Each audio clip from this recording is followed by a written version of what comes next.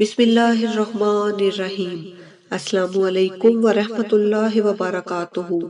Spread Islamic information channel کی طرف سے آج جمعہ کے حوالے سے ہم ایک نیا سبق لے کر آپ کے لیے حاضر ہیں۔ آج کے سبق میں ہم آپ کو ناخن کاٹنے کے عمل کے بارے میں بتائیں گے کہ کس طرح ہمیں جمعہ کے دن ناخن کاٹنے چاہیے اور پھر کیا عمل کرنا چاہیے۔ تو چلیے ہم اپنا آج کا سبق شروع کرتے ہیں۔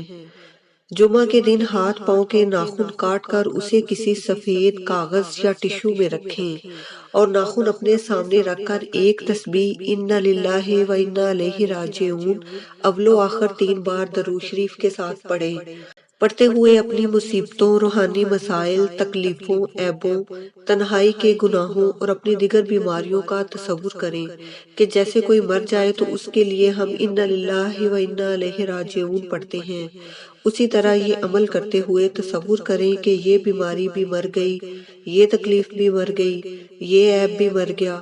پھر یہ کاغذ اٹھا کر کسی کیاری یا کسی جگہ مٹی میں دفن کر دیں۔ چند بار یہ عمل کرنے سے اللہ وہ بیماری، دکھ، عیب، تکلیف دور کر دے گا انشاءاللہ تعالی۔ السلام علیکم ورحمۃ اللہ وبرکاتہ۔